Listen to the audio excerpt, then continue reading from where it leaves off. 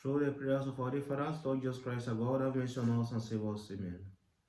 Today, April 30th, civil calendar, is April 17th, the church calendar. The Genuine Orthodox Church commemorates today the hero Martyr Simeon, Bishop of Persia. If you have not subscribed, kindly do, and help us to share this video to as many as possible number of people, so that it will help their souls and they will benefit from it spiritually. In the time of the wicked king Saul, Simon was tortured for Christ together with two of his priests, Ode and Ananias.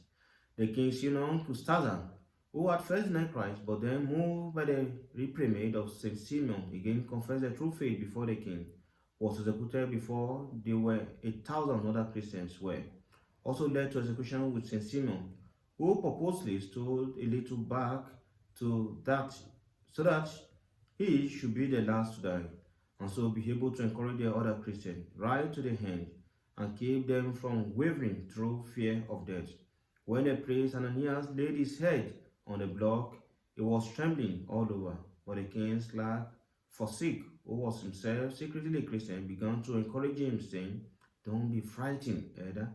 Shut your eyes and be a man, and you see the divine light." As soon as he had said this, it was seen that he was a Christian, and he was denounced to the king. The king wore him down with harsh torture, and also his daughter, the maiden Ascitria. Saint Simeon was eventually beheaded after having sent his flock into the other world. The following year, on Great Friday, the king's beloved eunuch Azat was slain for Christ along with another thousands of the faithful. Then the king prayed for his eunuch and gave up killing any more Christians. They all suffer with honor for Christ, their king and Lord, in the year 341. Saint Acacius, Bishop of Melitene, he lived in asceticism in his birthplace, the city of Melitene in Armenia. Blessed Austrenius, the bishop of that city, who took part in the Second Ecumenical Council in 381, ordained him to the priesthood after Austrius' death. Acacius was chosen as bishop. He participated in the Third Ecumenical Council in 431, which condemned the Nestorian blasphemy concerning the Mother of God. There he, together with Saint Kyrie of Alexandria, showed grace for the purity of the Orthodox faith. Saint Acacius was endowed with great grace by God and worked many miracles after long and zealous service of God. He died peacefully in year 435. Saint Agapetus, Pope of Rome.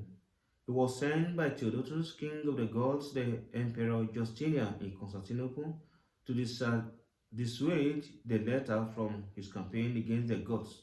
On the way, he healed a dumb and blind man.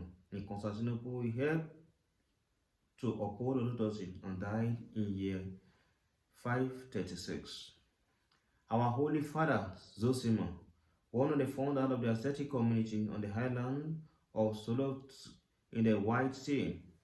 Many great saints were glorified in this community. His predecessor, Saint Sabatius, entered into rest in 1435, and Saint Zosima in 1478. For consideration, after the Council of Chalcedon, the Emperor Anastasius, a heretic, sent Elias, the Orthodox Patriarch of Jerusalem, and Flavian of Antioch to prison. One day, these two saints foresaw the death of the heretic emperor, and simultaneously sent each other word of this, saying, "Anastasius has at this moment died. Let us set out that we may be judged by God together with him." The emperor died, and both patriarchs died. 2 days later, what day for the true faith, and what a humble attitude to God's judgment.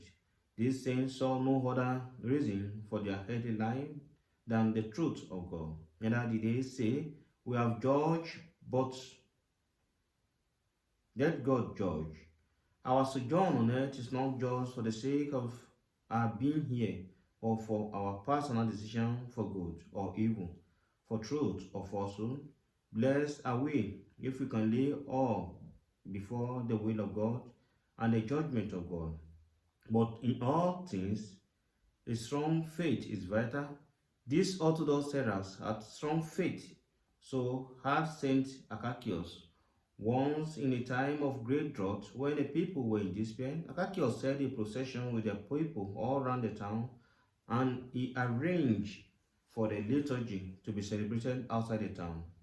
Outside the church of St. Eustace, consecrating the holy gift, Akakios did not pour water into the wine, but prayed to God that He, Almighty, would send water into the chalice from a cloud. God hearkened to the prayer of His faithful servant and sent abundant rain unto the thirsty field, as well as into the chalice. Thank you for listening, and may God bless you. Please subscribe if you have not, so that you can be updated each time a new video is being posted. In the name of the Father, and of the Son, and of the Holy Spirit, I want through God. Amen.